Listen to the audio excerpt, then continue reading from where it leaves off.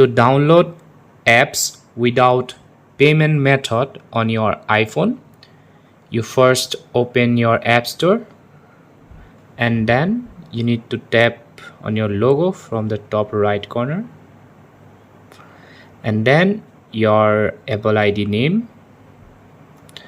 This will redirect to this screen. From here you need to tap your country or region and let it wait. So here you need to tap this option, change country and region. Select the country you belong. So let me select mine. After selecting the country, you need to just accept or agree.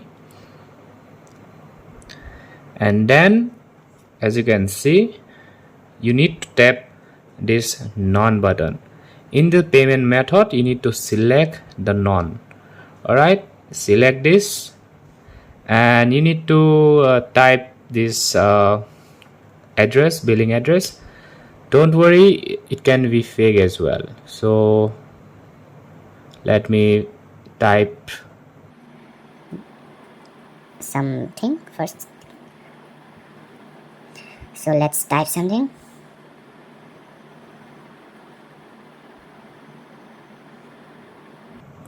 Alright, now after filling up your information, just tap the next button.